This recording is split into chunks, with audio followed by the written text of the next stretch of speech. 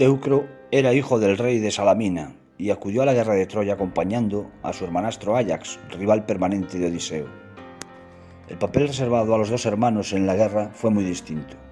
Mientras Áyax aparece como uno de los héroes griegos, el papel de Teucro es modesto. Dado el carácter violento de Áyax, su padre temió por su vida, así que encargó a Teucro que lo vigilara permanentemente.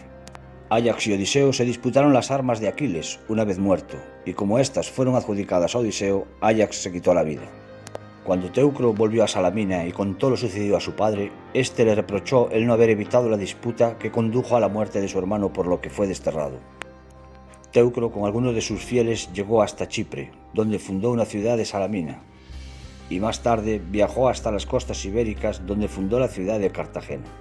Allí, informado de la muerte de su padre, intentó retornar a su patria, pero sin éxito, pues su sobrino, hijo de Áyax, lo rechazó.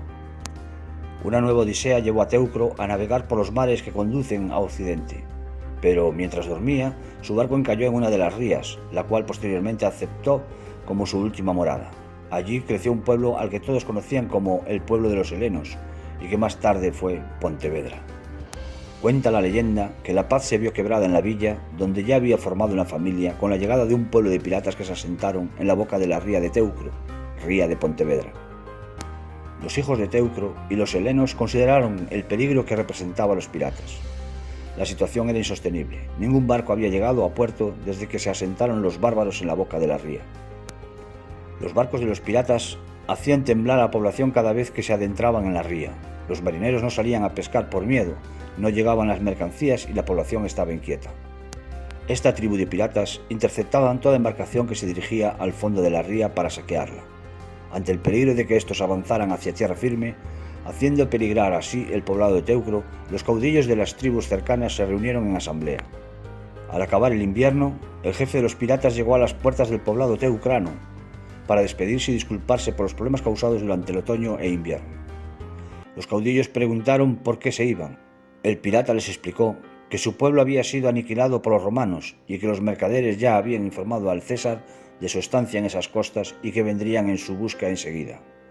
Algunos caudillos de la tierra vieron que el pirata era de su misma raza, tenían el pelo de su mismo color, llevaban vestimentas parecidas a las suyas y tenían pocas dificultades en comunicarse.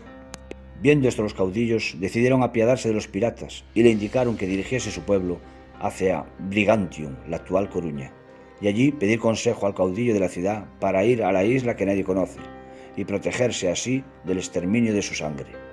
Agradecido, el pirata les dio todas las mercancías que no podían llevarse en los barcos a su nuevo destino y se fue raudo. En la siguiente primavera, los mercaderes que llegaban no quedaban atracados ni un solo día en los puertos.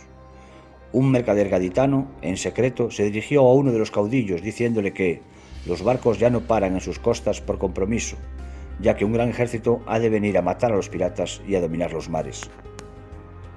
Una noche después, llegó una flota de barcos de guerra que venían a luchar y a conquistar.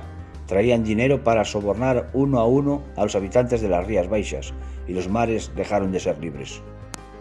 Dejaron de ser libres desde aquel momento hasta la eternidad, y la gente de Brigantium, los únicos que sabían cómo llegar a la isla, murieron por no deponer las armas ante el César. La de los helenos y la de los teucranos que habitaban en la Galaecia tocó a su fin.